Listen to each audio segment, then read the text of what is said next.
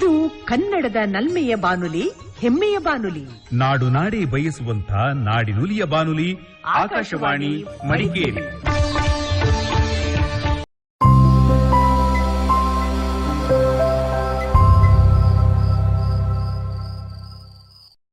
ಕಿಸಾನ್ ವಾಣಿ.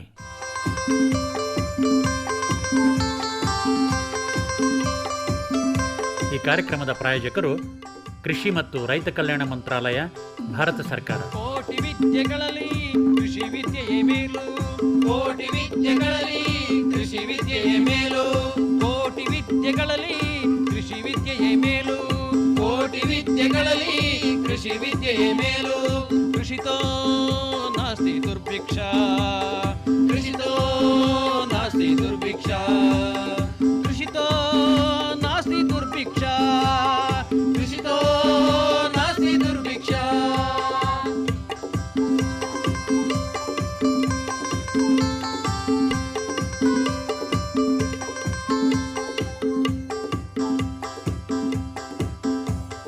अरे अरे अरे क्या कर रहा है? इधर इधर इधर हम बोल रहे हैं तेरे बीजू का. उतला बोल रहा है? हाँ, पक्षियों से तो हम खेत को बचा लेते हैं, पर इन घातक रसायनों से कैसे बचाएं? मतलब? देख बेटा, तू जो ये अंधाधुंध रसायन मिलाता है ना, मिट्टी की सेहत बिगड़ने लगी है. और जब माटी ही कमजोर पड़ जाएगी तो उपज कैसे सेहतमंद होगी? अरे पहले ऐसा नहीं था. पूछना अपने बड़े बुजुर्गों से, कैसे फसल लहलहाती थी, शुद्धता झलकती थी. हाँ, माटी भी तंदुरुस्त और लोग भी. अरे पहली वाली बात कहाँ? पर अब तो सभी डाले हैं. सब नहीं, आज भी लाखों जागरूक किसान परंपरागत विधि से फसल उगा रहे हैं. खर्चा कम और उपज की कीमत भी बेहतर पा रहे हैं. सच है? रे बेटे, एक्सपीरियंस से बता रहे हैं. धूप में बाल सफेद नहीं किए हैं. हाँ. ठीक है भाई, मैं भी आज से जैविक खेती शुरू करूंगा. माटी से प्रेम की परंपरा है, परंपरागत खेती.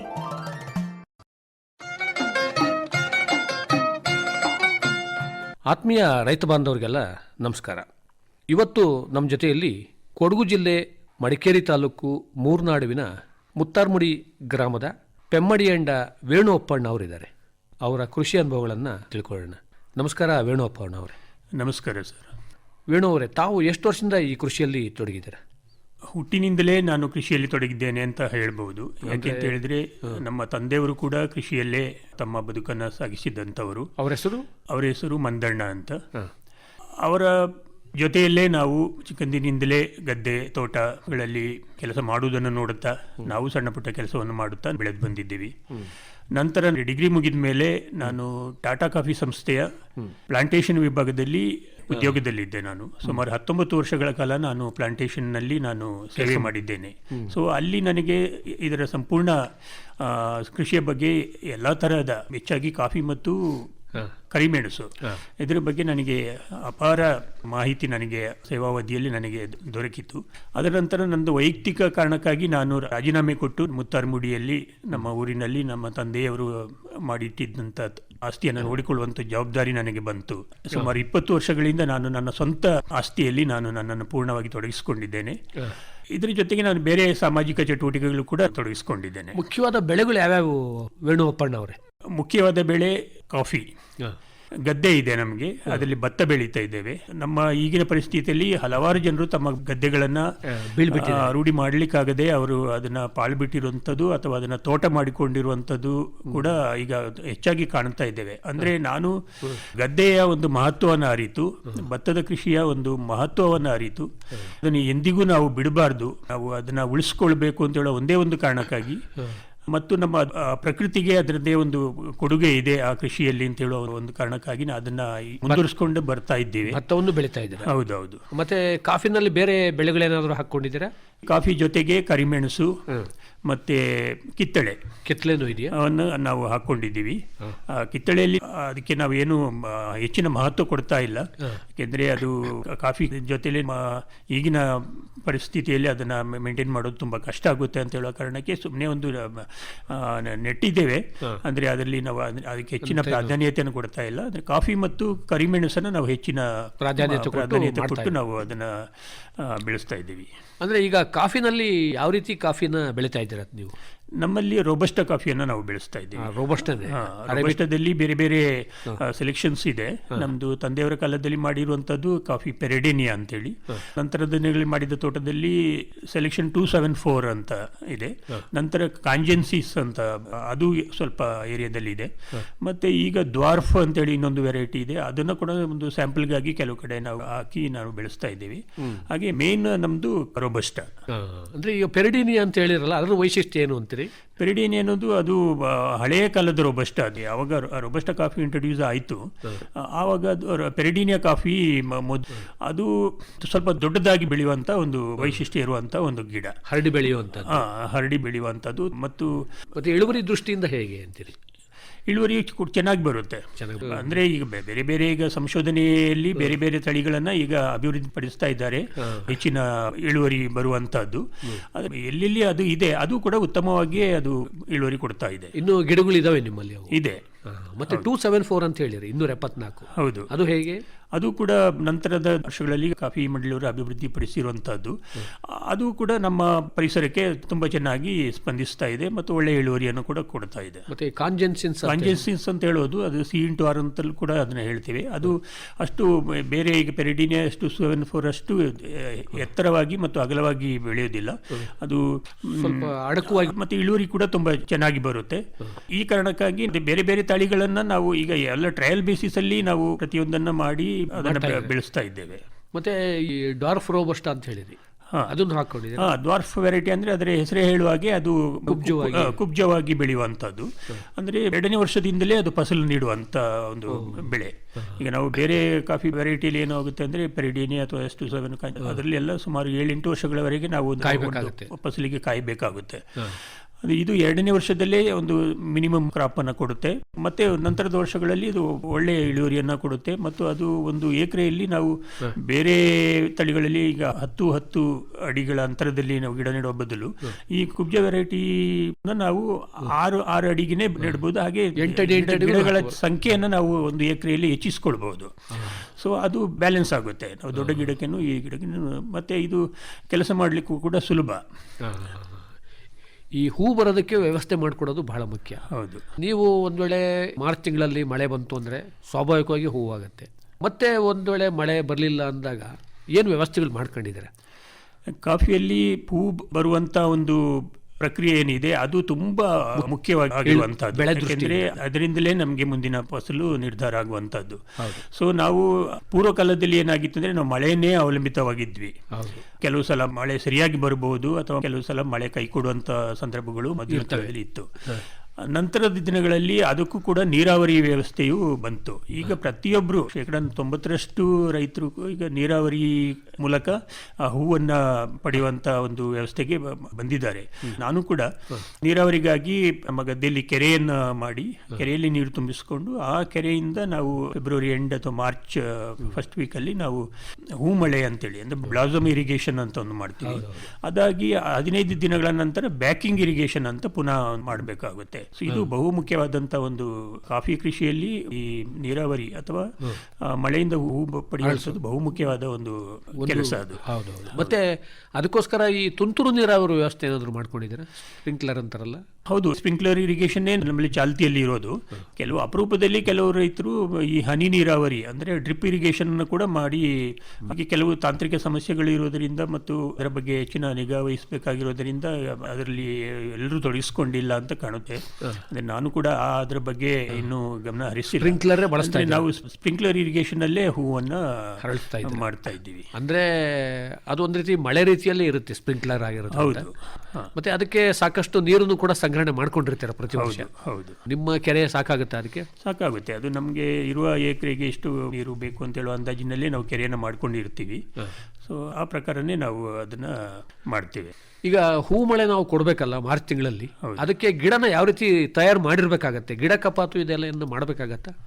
ಇಲ್ಲ, ನಾವು ಕಾಫಿ ಕೊಯ್ದಾಗಿದ್ರೆ ಒಳ್ಳೆಯದು. ಈಗ ಯಾವಾಗ ಹೂಗಾಗಿ ನಾವು ನೀರಾವರಿಯನ್ನು ಮಾಡ್ತೇವೆ ಅದಕ್ಕೆ ಮೊದಲು ನಮ್ಮ ಕಾಫಿ ಕೊಯ್ಲು ಕೆಲಸ ಜನವರಿ ಫೆಬ್ರವರಿಯಲ್ಲಿ ಕೊಯ್ಲು ಮುಗಿದಿರಬೇಕು. ಈಗ ಹೆಚ್ಚಿನ ಭಾಗದಲ್ಲಿ ಅದು ಮುಗಿದಿರುತ್ತೆ.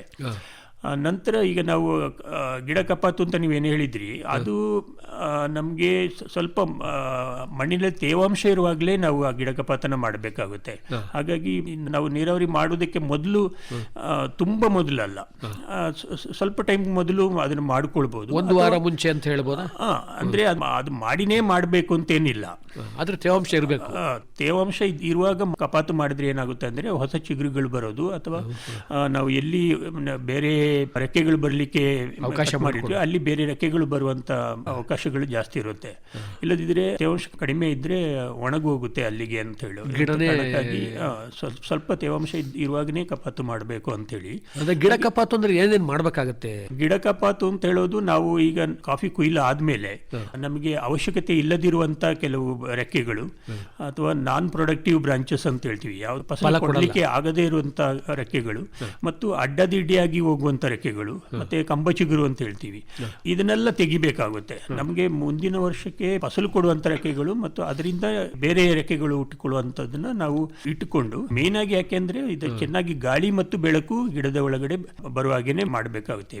ಸಾಧಾರಣವಾಗಿ ಗಾಳಿ ಮತ್ತು ಬೆಳಕು ಒಂದು ಗಿಡಕ್ಕೆ ಬುಡದವರೆಗೆ ಹೋಗುವಾಗೆ ಆ ಗಿಡ ಇರಬೇಕು ಅಂತ ಹೇಳೋದು. ಅಂದ್ರೆ ಜೊತೆಗೆ ನೆತ್ತಿ ಬಿಡಿಸೋದು ಅಂತ ಹೇಳ್ತಾರೆ.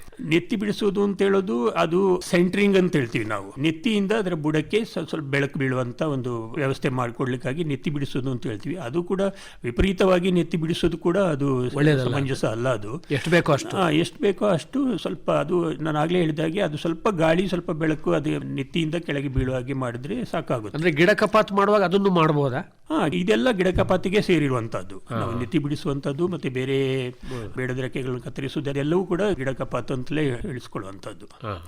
ಇನ್ನೊಂದು ಮುಖ್ಯವಾದ ಅಂಶ ಅಂದ್ರೆ, ಕೊಡಗು ಜಿಲ್ಲೆಯಲ್ಲಿ ನಾವು ತೆಗೆದುಕೊಂಡಾಗ ಹೆಚ್ಚು ಮಳೆ ಬರೋದ್ರಿಂದ ಮಣ್ಣು ಆಮ್ಲೀಯ ಆಗುತ್ತೆ, ಅಸಿಡಿಟಿ ಬರುತ್ತೆ ಅಂತ ಹೇಳ್ತಾರೆ. ಹೌದು. ಅದಕ್ಕೆ ಸುಣ್ಣ ಯಾವಾಗ ಹಾಕಬೇಕಾಗತ್ತೆ? ಹಾಕೋದಾದ್ರೆ ಸುಣ್ಣ ನಾವು ಈ ಸಾಯಿಲ್ ಟೆಸ್ಟಿಂಗ್ ಅಂತ ಒಂದು ಮಾಡಿ ಅದರಲ್ಲಿ ಆಮ್ಲೀಯ ಪ್ರಮಾಣ ಎಷ್ಟಿದೆ ಅಂತ ಗೊತ್ತು ಮಾಡಿದ ಮೇಲೆ ಅವರೇ ರೆಕಮೆಂಡ್ ಮಾಡ್ತಾರೆ. ಈಗ ನಾವು ಎಲ್ಲಿ ಸಾಯಿಲ್ ಟೆಸ್ಟಿಂಗ್ ಮಾಡ್ತೀವಿ, ಅವರು pH ವ್ಯಾಲ್ಯೂ ಅಂತ ಇರುತ್ತೆ, ಆಮ್ಲೀಯ ಅಂಶವನ್ನ ಅವರು ಕಂಡುಹಿಡಿದು ಅದಕ್ಕೆ ಸರಿಯಾಗಿ ಲೈಮ್ ಅಪ್ಲಿಕೇಶನ್ ಅವ್ರು ರೆಕಮೆಂಡ್ ಮಾಡ್ತಾರೆ. ಇಷ್ಟು ಕೆಜಿ ಅಂತಿಂತ ಪ್ರದೇಶಕ್ಕೆ ಇಷ್ಟು ಕೆಜಿ ಸುಣ್ಣವನ್ನ ಹಾಕಬೇಕು ಮಾಡ್ತಾರೆ. ಆ ಮಣ್ಣು ಪರೀಕ್ಷೆ ಆಧಾರದ ಮೇಲೆನೆ ಸುಣ್ಣ ಹಾಕುವುದು ಬಹಳ ಉತ್ತಮ. ಅಂದ್ರೆ ನೀವು ಮಣ್ಣು ಪರೀಕ್ಷೆ ಮಾಡಿಸ್ತಾ ಇರ್ತೀರಿ? ಹೌದು, ನಾವು ಕೂಡ 2 ವರ್ಷಕ್ಕೊಂದ್ಸಲ ಮಣ್ಣು ಪರೀಕ್ಷೆ ಮಾಡಿ ಅದರ ಪ್ರಕಾರ ನಾವು ಸುಣ್ಣ ಹಾಕ್ತಾ ಇದ್ದೇವೆ. ನೀವು 2 ವರ್ಷಕ್ಕೊಂದ್ಸರಿ ಮಾಡಿಸ್ತಲೇ ಇದೆ? ಹೌದು. ಅದು ಬಹಳ ಒಳ್ಳೇದೇ ಆಗುತ್ತಾ ಬೆಳೆಗೆ? ಹೌದು, ಇಲ್ಲದೆ ನಾವು ಬ್ಲೈಂಡ್ ಆಗಿ ನಾವು ಎಲ್ಲೆಲ್ಲೋ ಅವಶ್ಯಕತೆ ಇಲ್ಲದಲ್ಲಿಯೂ ಕೂಡ ಸುಣ್ಣ ಹಾಕುವುದು ಅಥವಾ ಅವಶ್ಯಕತೆಗೆ ಹೆಚ್ಚಾಗಿ ಹಾಕುವುದು ಅಥವಾ ಅವಶ್ಯಕತೆಯಲ್ಲಿ ಹಾಕದೇ ಇರುವುದು ಕೂಡ ಅದು ಪ್ರಯೋಜನ ಆಗೋದಿಲ್ಲ ಅಂತ ಹೇಳುವ ಒಂದು ಕಾರಣಕ್ಕಾಗಿ ವೈಜ್ಞಾನಿಕವಾಗಿ ನಾವು ನೋಡೋದಾದ್ರೆ ಅದನ್ನ ಸಾಯಿಲ್ ಟೆಸ್ಟ್ ಮಾಡಿಯೇ ಮಾಡೋದು ಉತ್ತಮವಾದದ್ದು. ಅಂದ್ರೆ ವರ್ಷದ ಯಾವ ಕಾಲದಲ್ಲಿ ಸುಣ್ಣ ಹಾಕೋದು ಒಳ್ಳೇದು ಅಂತೀರಿ? ಮಳೆಗೆ ಪೂರ್ವದಲ್ಲಿ, ಅಂದ್ರೆ ಸಾಧಾರಣ ಜನವರಿ ಫೆಬ್ರವರಿ ತಿಂಗಳಲ್ಲಿ ಫಸಲು ಕೊಯ್ದಾದ್ಮೇಲೆ ಅದನ್ನು ಮಾಡ್ತೀವಿ. ಯಾಕೆಂತ ಹೇಳಿದ್ರೆ ಅದು ಮಾಡಿದ ಮೇಲೆ ಸುಮಾರು 90 ದಿನಗಳವರೆಗೆ ನಾವು ಬೇರೆ ಕೆಮಿಕಲ್ ಮೆನ್ಯೂರನ್ನ ಬಳಸಲಿಕ್ಕೆ ಕೂಡುದು.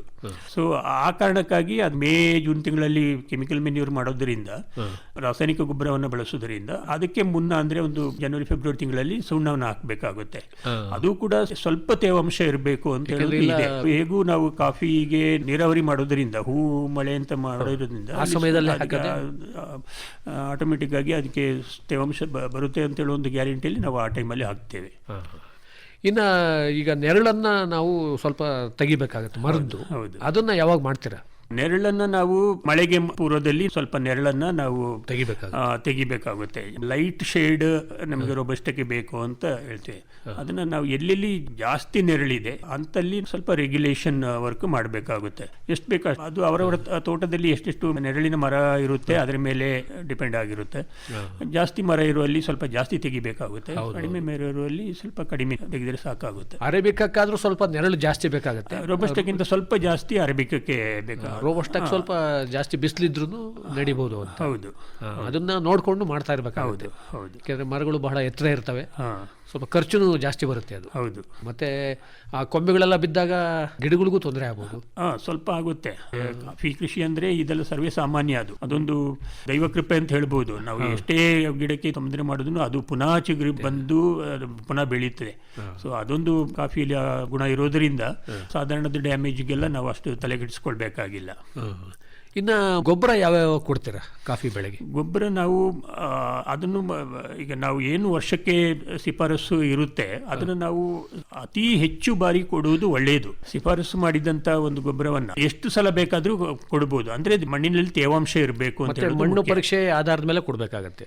ಇಲ್ಲ, ಗೊಬ್ಬರ ಕೊಡ್ಲಿಕ್ಕೆ ಮಣ್ಣು ಪರೀಕ್ಷೆಯನ್ನು ಅವಶ್ಯ ಅಂತ ಏನಿಲ್ಲ. ಅಂದ್ರೆ ನಾವು ಸುಣ್ಣದ ಲೆಕ್ಕಾಚಾರಕ್ಕೆ ನಾವು ಮಣ್ಣು ಪರೀಕ್ಷೆ ಮಾಡಿರ್ತೀವಿ, ಅದರಲ್ಲೂ ಕೂಡ ಗೊಬ್ಬರಕ್ಕೆ ಅವರು ರೆಕಮೆಂಡೇಶನ್ ಇರುತ್ತೆ, NPK ಎಷ್ಟೆಷ್ಟು ಕೊಡಬೇಕು ಅಂತ ಹೇಳುವಂಥದ್ದು. ಅಲ್ಲದಿದ್ರು ನಮ್ದೊಂದು ಪ್ರಾಕ್ಟೀಸ್ ಏನು ಇದೆ ಅದರ ಪ್ರಕಾರ ನಾವು NPKನ ಮಾಮೂಲಿಯಾಗಿ ಕೊಡ್ಬೋದು. ಅಂದ್ರೆ ಒಂದು ವರ್ಷಕ್ಕೆ ಇಷ್ಟು ಅಂತ ಹೇಳೋದನ್ನ ನಾವು ಎಷ್ಟು ಬಾರಿ ಬೇಕಾದ್ರೂ ಕೊಡ್ಬೋದು, ಅಂದ್ರೆ ಮಣ್ಣಿನ ತೇವಾಂಶ ನೋಡಿಕೊಂಡು. ಈಗ ನಾನು ನನ್ನ ತೋಟದಲ್ಲಿ ವರ್ಷಕ್ಕೆ 2 ಅಥವಾ 3 ಬಾರಿ ಒಟ್ಟು ಗೊಬ್ಬರವನ್ನ 2 ಅಥವಾ 3 ಬಾರಿ ನಾವು ಕೊಡ್ತೇವೆ. ಅದು ಪ್ರೀ ಮಾನ್ಸೂನ್ ಅಂತ, ಅಂದ್ರೆ ಮಳೆಗಾಲಕ್ಕೆ ಪೂರ್ವದಲ್ಲಿ, ಅಂದ್ರೆ ಮೇ ಜೂನ್ ತಿಂಗಳಲ್ಲಿ ಕೊಡ್ತೀರಾ? ಹೌದು, ಮಳೆಗಾಲಕ್ಕೆ ಮುನ್ನ ಮೇ ಆಖಿರಿ ಅಥವಾ ಜೂನ್ ಮೊದಲನೇ ವಾರದಲ್ಲಿ, ಮತ್ತು ಮಳೆಗಾಲದ ಮಧ್ಯದಲ್ಲಿ ಒಂದು ಬ್ರೇಕ್ ಇರುತ್ತೆ, ಮತ್ತು ಮಳೆಗಾಲದ ನಂತರ ಏನು ಪೋಸ್ಟ್ ಮಾನ್ಸೂನ್ ಅಂತ, ಈ 3 ಅವಧಿಯಲ್ಲಿ ಕೊಡುವುದು ನಮ್ದು ಮಾಮೂಲಿಯಾಗಿ ನಡೆದು ಬಂದಿರುವಂತ ಒಂದು ಪದ್ಧತಿ. ಅಂದ್ರೆ ಈಗ ಸಾಧಾರಣವಾಗಿ ನಾವು ಈ ಪೋಷಕಾಂಶ ಕೊಡುವಾಗ ಕಳೆ ತೆಗಿಬೇಕಾಗತ್ತೆ. ಹೌದು, ಕಳೆ ಯಾವಾಗ ತೆಗಿಬೇಕಾಗತ್ತೆ? ತೋಟದಲ್ಲಿ ವರ್ಷ ಇಡೀ ಕಳೆ ಇಲ್ಲದೆ ಇರುವುದು ಒಳ್ಳೆಯದು. ನಾವು ಗೊಬ್ಬರ ಕೊಡೋ ಸಮಯದಲ್ಲಿ ನಾವು ಗೊಬ್ಬರವನ್ನ ಗಿಡದ ಒಳಗಡೆ, ಅಂದ್ರೆ ಡ್ರಿಪ್ ಸರ್ಕಲ್ ಅಂತ ಹೇಳ್ತೀವಿ, ರೆಕ್ಕೆ ಎಷ್ಟು ಬಂದಿರುತ್ತೆ ಕಾಫಿದು ಅದರದ್ದು ಒಳಗಡೆ ಗೊಬ್ಬರವನ್ನ ಹಾಕುವಂತದ್ದು. ಅದರ ಬುಡದಿಂದ 1.5 ಅಡಿಯಷ್ಟು ಹೊರಗಡೆ, ಮತ್ತು ಅದರ ರೆಕ್ಕೆ ಇಲ್ಲಿವರೆಗೆ ಹೋಗಿರುತ್ತೆ ಅಷ್ಟು ಅಗಲಕ್ಕೆನೂ ನಾವು ಗೊಬ್ಬರ ಹಾಕಬೇಕಾಗಿದೆ. ಸೊ ಅಷ್ಟು ಜಾಗವನ್ನ ನಾವು ಗೊಬ್ಬರ ಹಾಕೋದಕ್ಕೆ ಮೊದಲು ಕಳೆ ಇಲ್ಲದೆ ಇರಬೇಕಾಗುತ್ತೆ. ಮತ್ತು ಗೊಬ್ಬರ ಹಾಕಿದ ಮೇಲೆ ಅದನ್ನ ಸ್ವಲ್ಪ ಮುಚ್ಚಿಕೊಂಡ್ರೆ ನಂತರದ ಬಿಸಿಲಿಗೆ ಅದು ಆವಿ ಆಗೋದನ್ನ ತಡೆಗಟ್ಟಬಹುದು ಅಂತಲೂ ಕ್ರಮ ಇದೆ. ಅಂದ್ರೆ 3 ಸರಿ ನೀವು ಗೊಬ್ಬರ ಕೊಡೋದ್ರಿಂದ ಒಳ್ಳೆ ಅನುಕೂಲ. 3 ಸರಿ ಕೊಡುವಾಗ್ಲೂ ನಾವು ಇದು ಬುಡವನ್ನ ನಾವು ಅದನ್ನ ಸ್ವಚ್ಛ ಮಾಡ್ಕೊಳ್ಳೇಬೇಕು. ಅಂದ್ರೆ ನೀವು ಕೊನೆ ಸಾರಿ 3ನೇ ಸಾರಿ ಕೊಡ್ತೀರಲ್ಲ ಸೆಪ್ಟೆಂಬರ್ ತಿಂಗಳಲ್ಲಿ, ಅವಾಗ ಈ ಕಾಯಿಗಳು ಬೀಜಗಳೆಲ್ಲ ಬಲಿತಾ ಇರ್ತವೆ. ಹೌದು, ಅದು ಬಹಳ ಮುಖ್ಯ. ಹೌದು, 3 ಸರಿ ಗೊಬ್ಬರ ಕೊಡೋದೇ ಒಳ್ಳೆಯದು ಅಂತ. ಹೌದು. ಇನ್ನು ಕೊನೆ ಸಾರಿ ಸಾಧಾರಣವಾಗಿ ಕೊಯ್ಲು ಮಾಡೋದಕ್ಕಿಂತ ಮುಂಚೆನೂ ಕಳೆ ತೆಗಿಬೇಕು ಅಂತಾರೆ, ನೀವು ಮಾಡ್ತೀರಾ ಅದು? ನಾವು ಈಗ ಬೇಸಿಗೆ ಕಳೆದು ಯಾವಾಗ ಮಳೆ ಪ್ರಾರಂಭ ಆಗುತ್ತೆ ಆವಾಗ ಕಳೆ ಬರಲಿಕ್ಕೆ ಶುರು ಆಗುತ್ತೆ. ಆವಾಗ ನಾವು ಸಾಧಾರಣ ಕಳೆ ಅದು ಇರಬಹುದು, ಅಂದ್ರೆ ಅದು ತುಂಬಾ ಎತ್ತರಕ್ಕೆ ಬರಬಾರ್ದು. ಆ ಕಳೆಯಲ್ಲಿ ಕೂಡ ಹೂವು ಆಗಿ ಅದು ಪುನಃ ಬೇರೆ ಹೂವಾಗಿ ಬೇರೆ ಕಡೆ ಎಲ್ಲ ಸ್ಪ್ರೆಡ್ ಆಗೋ ಚಾನ್ಸಸ್ ಇರೋದ್ರಿಂದ ಅದಕ್ಕೆ ಮೊದಲೇ ಕಳೆ ನಾವು ಕಳೆ ತೆಗೆದುಕೊಂಡಿರುವುದು ಉತ್ತಮ. ಅದು ಮತ್ತೆ ಈ ಕೊಯ್ಲು ಮಾಡ್ತಿರಲ್ಲ ಫಸಲ್ದ, ಅದಕ್ಕಿಂತ ಮುಂಚೆನೂ ಏನಾದ್ರು ಕಳೆ ತೆಗಿಬೇಕಾಗತ್ತಾ? ಅದು ಹೆರ್ತ ಅಂತೆಲ್ಲ? ಹೌದೌದು, ನಾವು ಈಗಾಗಲೇ ನಾವು ಈಗ ಒಂದು ಎರ್ತೆ ಅಂತ ಹೇಳೋ ಒಂದು ಕೆಲಸ ಮಾಮೂಲಿಯಾಗಿ ಕಾಫಿ ತೋಟದಲ್ಲಿ ಮಾಡುವಂಥದ್ದು ಅದನ್ನ ಮಾಡ್ತೇವೆ. ವಿಶೇಷವಾಗಿ ರೋಬಸ್ಟಾಕ್ಕೆ ರೋಬಸ್ಟ ಮತ್ತು ಅರೇಬಿಕ ಎರಡಕ್ಕೂ ಕೂಡ ನಾವು ಕಾಫಿ ಕೊಯ್ಲಿಗೆ ಮೊದಲು ಒಂದು ಎರ್ತೆ ಅಂತೇಳಿ ಕೆಲಸವನ್ನು ಮಾಡ್ತೇವೆ. ಅದು ಈಗ ಹೆಚ್ಚಿನ ಕಡೆ ಯಂತ್ರದಲ್ಲೂ ಕೂಡ ಅದನ್ನ ಮಾಡುವಂತ ವ್ಯವಸ್ಥೆ ಕೂಡ ಇದೆ. ಬ್ರಷ್ ಕಟ್ಟರ್ ಇವೆಲ್ಲ ಅದನ್ನು ಬಳಸಿ ಕೂಡ ತೋಟದನ್ನ ಕ್ಲೀನ್ ಆಗಿ ಇಟ್ಕೊಳ್ಳುವಂತ ಅವಕಾಶ ಇದೆ. ಇಲ್ಲದ್ರೆ ಗುದ್ದಲಿಯ ಕಾರ್ಮಿಕರನ್ನ ಬಳಸಿಕೊಂಡು ಗುದ್ದಲಿಯನ್ನ ಉಪಯೋಗಿಸಿಕೊಂಡು ಮಾಡುವಂತ ಇದು ಅದು ತೋಟವನ್ನ ಸ್ವಚ್ಛವಾಗಿ ಇಡ್ಲಿಕ್ಕೆ ನೆರವಾಗುತ್ತೆ. ಮತ್ತು ಸಾಯಿಲ್ ಕಲ್ಟಿವೇಶನ್ ಅಂತ ಏನು ಹೇಳ್ತೀವಿ ಅದಕ್ಕೂ ಕೂಡ ನೆರವಾಗುತ್ತೆ. ಮತ್ತೆ ಈ ಕಂಬ ಚಿಗುರು ತೆಗೆಯೋದು, ನೆತ್ತಿ ಬಿಡಿಸೋದು, ಇದೆಲ್ಲ ಎಷ್ಟು ಸರಿ ಮಾಡಬೇಕಾಗತ್ತೆ ಒಂದು ಫಸಲಿಗೆ? ಕಂಬ ಚಿಗುರು ತೆಗೆಯುವಂಥದ್ದು ಪ್ರತಿ 2 ತಿಂಗಳಿಗೆ ಒಂದ್ಸಲ ಮಾಡಬೇಕಾಗುತ್ತೆ. ಮತ್ತೆ ಗೊಬ್ಬರ ಕೊಡುವಾಗಲೂ ಮಾಡಲೇಬೇಕಾಗತ್ತೆ. ಗೊಬ್ಬರ ಕೊಡುವಾಗಲೂ ಕೂಡ ಅದಕ್ಕೆ ಕಂಬ ಚಿಗುರು ಇದ್ರೆ ಅದನ್ನ ತೆಗಿಲಿಕ್ಕೆ ತಡವಾಗಿದ್ರೆ ಅದನ್ನ ಕೊಡೋದಕ್ಕೆ ಮುಂಚೆ ಮಾಡಬೇಕಾಗುತ್ತೆ. ಮತ್ತೆ ನೆತ್ತಿ ಬಿಡಿಸುವಂಥದ್ದು ಮಳೆಗಾಲದ ನಂತರ. ಮಳೆಗಾಲ ಮೊದಲು ನಾವು ಗಿಡ ಕಪಾತ ಮಾಡಿರ್ತೀವಿ, ಅದರ ಮೇಲೆ ಅದು ಪುನಃ ಚಿಗುರು ಬಂದಿರುತ್ತೆ. ನೆತ್ತಿಲಿ ಬೆಳಕು ಒಳಗೆ ಬೀಳೋದು ಕಡಿಮೆ ಇರುವಂತಹ ಗಿಡಗಳಲ್ಲಿ ನಾವು ನೆತ್ತಿ ಬಿಡಿಸೋದು ಅಂತೇಳಿ ಸೆಂಟ್ರಿಂಗ್ ಅಂತೇಳಿ ಒಂದು ಮಾಡಬೇಕಾಗುತ್ತೆ. ಮತ್ತೆ ಅದ್ರ ಮೇಲೆ ಸೆಕೆಂಡ್ ರೌಂಡ್ ಕಪಾತು ಅಂತೇಳಿ ಸೆಪ್ಟೆಂಬರ್ ತಿಂಗಳಲ್ಲಿ ಒಂದು ಕಪಾತು ಮಾಡಬೇಕಾಗುತ್ತೆ. ಮತ್ತೆ ಕಂಬ ಚಿಗುರು ಅಂದ್ರೆ ಕಾಂಡದ ಮೇಲೆ ಬರ್ತಾ ಇರ್ತಾವೆ, ತೆಗಿತಾ ಇರ್ಬೇಕಾಗುತ್ತೆ. ಹೌದೌದು, ಬರ್ತಾನೆ ಇರುತ್ತೆ. ಅದನ್ನ ತೆಗೆಯೋದು ಗಿಡದ ಬೆಳವಣಿಗೆ ದೃಷ್ಟಿಯಿಂದ ಒಳ್ಳೆಯದು ಅಂತ. ಮತ್ತೆ ಅವು ಗೊಬ್ಬರ ಎಲ್ಲ ಕೊಟ್ಟಾಗ ಅದೇ ಬಳಸ್ಕೊಳ್ಳೋ ಸಾಧ್ಯತೆ ಇರುತ್ತೆ. ಆದ್ರಿಂದ ಗೊಬ್ಬರ ಕೊಡೋದಕ್ಕಿಂತ ಮುಂಚೆ ಕಳೆ ತೆಗೆಯೋದ್ರ ಜೊತೆಗೆ ಇದನ್ನು ತೆಗೆದು ಬಿಡ್ಬೇಕು. ಹೌದು. ಮತ್ತೆ ಈ ರೋಗಗಳು ಏನಾದರೂ ಬರ್ತಾವ ಮಳೆಗಾಲದಲ್ಲಿ? ಇವಾಗಲೇ ಹೇಳಿದಾಗೆ ಅರೇಬಿಕಾ ಮತ್ತು ರೋಬಸ್ಟಾ ಅಂತೇಳಿ 2 ವೆರೈಟಿ ಇದೆ. ಈ ಅರೇಬಿಕಾ ವೆರೈಟಿ ತುಂಬಾ ರೋಗಕ್ಕೆ ತುತ್ತಾಗುವಂತ ಒಂದು ಪ್ರೋನ್ ಪ್ಲಾಂಟ್ ಅರೇಬಿಕಾ ಅಂತ ಹೇಳೋದು. ಅದರಲ್ಲಿ ವಿಪರೀತವಾಗಿ ಬೇರೆ ಬೇರೆ ತರದ ಎಲೆ ರೋಗ ಇರಬಹುದು ಅಥವಾ ಕಾಂಡ ಕೊರಕ ರೋಗ ಅಂತ ಹೇಳ್ಬಹುದು. ಈ ತರದ್ದು ಬೇರೆ ಬೇರೆ ರೋಗಗಳು ಅರೇಬಿಕಾದಲ್ಲಿ ಜಾಸ್ತಿ ಬರುತ್ತೆ. ಅಂದ್ರೆ ರೋಬಸ್ಟಾದಲ್ಲಿ ಕಾಫಿಗೆ ಹೆಚ್ಚಾಗಿ ಇಂಥ ರೋಗಗಳು ಇಲ್ಲ. ಈಗ ಕಾಂಡಕೊರಕ ಬಾಧೆ ಆಗಲಿ ಅಥವಾ ಎಲೆ ಕಂದು ರೋಗ ಆಗಲಿ ಬಂದರೂ ಕೂಡ ಅದಕ್ಕೊಂದು ಪ್ರತಿರೋಧಕ ಶಕ್ತಿ ಇದೆ ರೋಬಸ್ಟಕ್ಕೆ. ಸಾಧಾರಣ ರೋಗಗಳನ್ನ ಅದು ತಡೆಕೊಳ್ಳುತ್ತೆ. ನಾವು ಅದಕ್ಕಾಗಿ ಪ್ರತ್ಯೇಕವಾಗಿ ಏನು ಕೆಮಿಕಲ್ ಸ್ಪ್ರೇ ಅಂತದ್ದು ಮಾಡೋ ಅವಶ್ಯಕತೆ ಇಲ್ಲ. ಅಂದ್ರೆ ಇದರಲ್ಲಿ ಮುಖ್ಯವಾಗಿ ಕಾಣಿಸುವಂತದ್ದು ಶಾರ್ಟ್ ಹೋಲ್ ಬೋರರ್ ಅಂತ ಒಂದು ಬರುತ್ತೆ ರೋಬಸ್ಟದಲ್ಲಿ, ರೆಂಬೆ ಕೊರಕ ಅಂತೀವಿ. ಅದು ರೆಂಬೆಯನ್ನ ಬಿಟ್ಟು ರೆಂಬೆಯನ್ನ ಕತ್ತರಿಸಿ ತೂತ್ ಮಾಡಿ ಆ ರೆಕ್ಕೆಯನ್ನ ಕಳ್ಕೊಳ್ಬೇಕಾಗುತ್ತೆ. ಅಂದ್ರೆ ಅದು ಒಣಗ್ಬಿಡುತ್ತೆ ರೆಕ್ಕೆ. ಹೌದು. ಅದನ್ನ ತಡ್ಕೊಳ್ಳಿಕ್ಕೆ ಅದಕ್ಕೂ ಕೆಲವು ರೆಮಿಡೀಸ್ ಇದೆ, ಕೆಲವು ನಾವು ಸ್ಪ್ರೇಯನ್ನು ಮಾಡ್ಬೋದು. ಅದು ಅಷ್ಟೇನು ಫಲಕಾರಿ ಆಗೋದಿಲ್ಲ. ನೋಡಿ, ಅದನ್ನ ಕತ್ತರಿಸಿ ತೆಗೆಯೋದೇ ಒಳ್ಳೇದು. ಅದನ್ನ ಕತ್ತರಿಸಿ ತೆಗೆದು ಅದನ್ನ ಸುಟ್ಟಾಕೋದು, ಅದನ್ನ ನಾವು ಈ ಜೈಕಾಮ್ ಬಲೆ ಅಂತಾನು ಕೂಡ ಬಳಸ್ತಾರೆ ಅದನ್ನ ಅಟ್ರಾಕ್ಟ್ ಮಾಡೋಕೆ. ಹೌದು. ಬೆರಿ ಬೋರರ್ ಅಂತೇಳಿ ಇನ್ನೊಂದು ಬರುತ್ತೆ, ಅದು ಅರೇಬಿಕಾ ರೋಬಸ್ಟಾ ಎರಡಕ್ಕೂ ಬರುವಂತಹದ್ದು. ಅದು ಮೊದಲಿನಷ್ಟು ಈಗ ಕಾಣ್ತಾ ಇಲ್ಲ. 7-8 ವರ್ಷಗಳಿಗಿಂತ ಮೊದಲು ವಿಪರೀತ ಇತ್ತು. ಅದು ಹಾಗೆ ಅದೊಂದು ಕಾರಣಕ್ಕೆ ಅದು ಸ್ವಲ್ಪ ಕಡಿಮೆ ಆಗ್ತಾ ಬರ್ತಾ ಇದೆ. ಈಗ ಎಲ್ಲೋ ಅಲ್ಲಿ ಕೆಲವು ಪ್ರದೇಶಗಳಲ್ಲಿ ಮಾತ್ರ ಅದು ಕಾಣ್ತಾ ಇದೆ ಈಗ. ಸಾಧಾರಣವಾಗಿ ಯಾವಾಗ ಕೊಯ್ಲು ಮಾಡ್ತೀರಾ ನಿಮ್ಮ ರೋಬಸ್ಟಾ ಕಾಫಿನ? ರೋಬಸ್ಟಾ ಕಾಫಿಯನ್ನು ನಾವು ಜನವರಿ ತಿಂಗಳಲ್ಲಿ ಪ್ರಾರಂಭ ಮಾಡ್ತೇವೆ. ಡಿಸೆಂಬರ್ ಆಖಿರಿಗೆ ಬರುತ್ತೆ, ಹಣ್ಣಾಗಿ ಇರುತ್ತೆ. ಅಂದ್ರೆ ನಾವು ಅದನ್ನ ಫ್ಲೈ ಪಿಕ್ಕಿಂಗ್ ಅಂತ ಹೇಳ್ತೀವಿ. ಅಂದ್ರೆ ಎಲ್ಲೆಲ್ಲಿ ಹಣ್ಣಾಗಿದೆ ಅದನ್ನ ಹುಡುಕಿ ಕೊಯ್ಯುವಂತ ಕೆಲಸವನ್ನ ನಾವು ಡಿಸೆಂಬರ್ ಕೊನೆಯಲ್ಲಿ ಪ್ರಾರಂಭ ಮಾಡ್ತೇವೆ.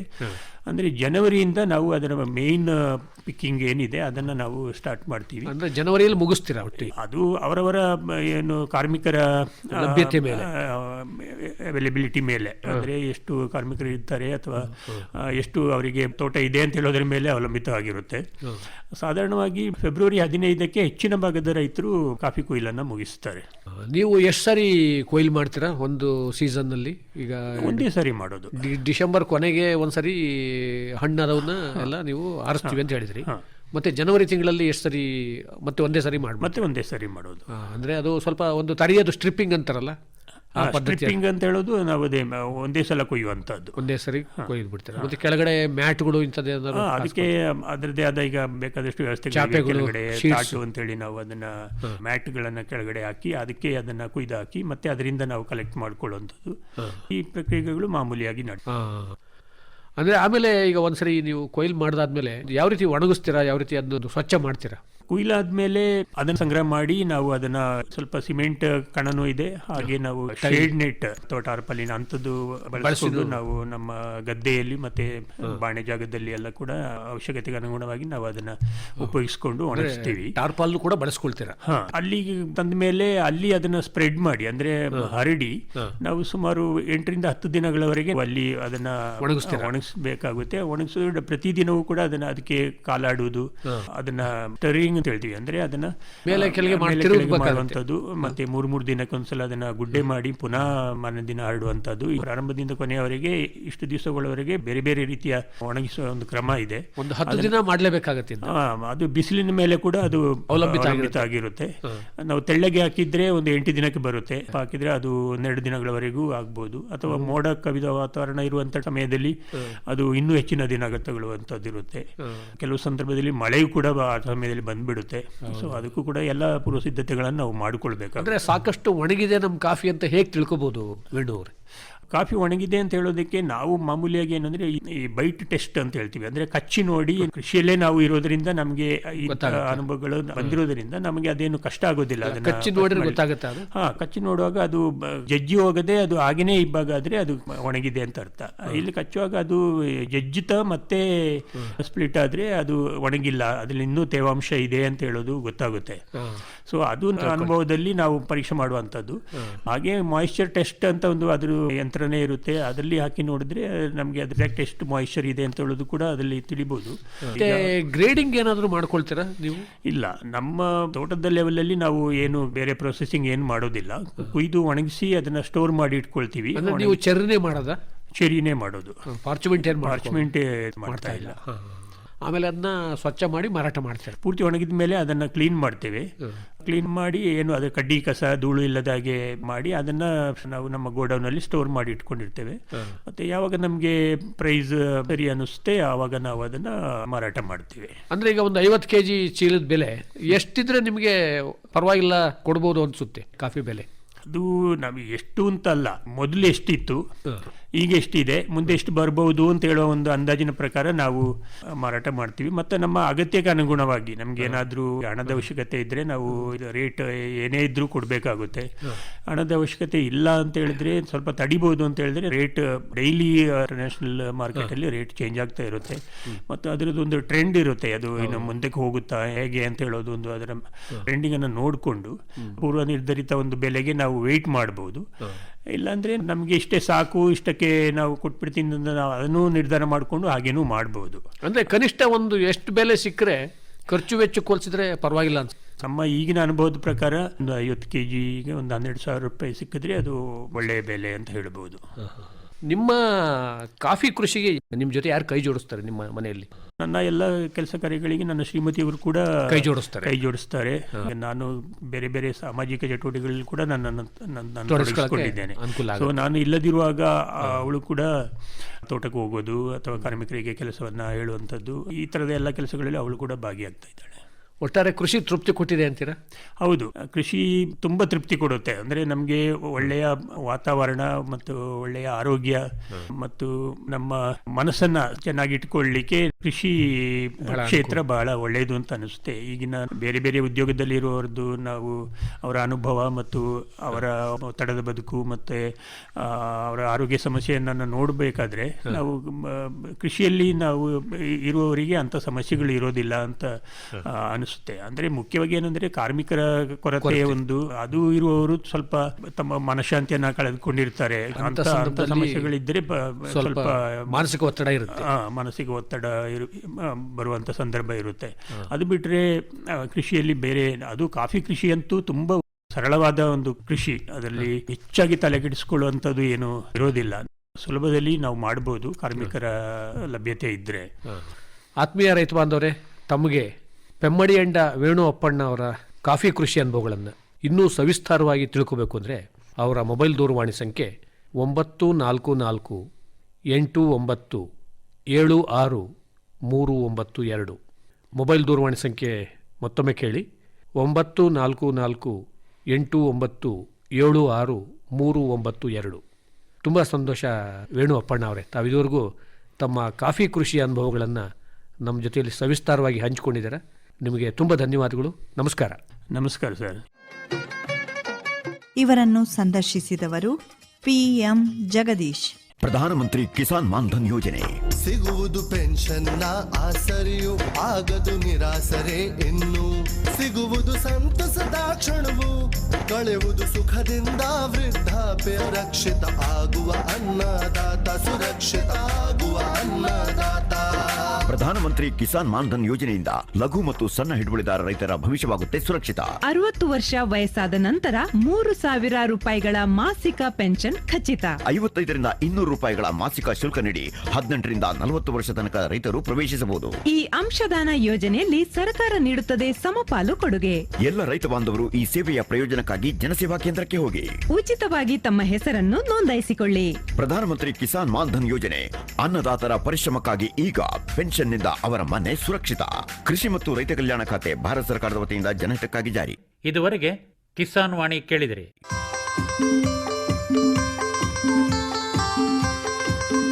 ಕಾರ್ಯಕ್ರಮವನ್ನು ಪ್ರಾಯೋಜಿಸಿದವರು ಕೃಷಿ ಮತ್ತು ರೈತ ಕಲ್ಯಾಣ ಮಂತ್ರಾಲಯ, ಭಾರತ ಸರ್ಕಾರ. ಕೋಟಿ ವಿದ್ಯೆಗಳಲ್ಲಿ ಕೃಷಿ ವಿದ್ಯೆಯೇ ಮೇಲು, ಕೋಟಿ ವಿದ್ಯೆಗಳಲ್ಲಿ ಕೃಷಿ ವಿದ್ಯೆಯೇ ಮೇಲು, ಕೋಟಿ ವಿದ್ಯೆಗಳಲ್ಲಿ ಕೃಷಿ ವಿದ್ಯೆಯೇ ಮೇಲು, ಕೋಟಿ ವಿದ್ಯೆಗಳಲ್ಲಿ ಕೃಷಿ ವಿದ್ಯೆಯೇ ಮೇಲು. ಕೃಷಿತೋ ನಾಸ್ತಿ ದುರ್ಭಿಕ್ಷ, ಕೃಷಿತೋ ನಾಸ್ತಿ ದುರ್ಭಿಕ್ಷ.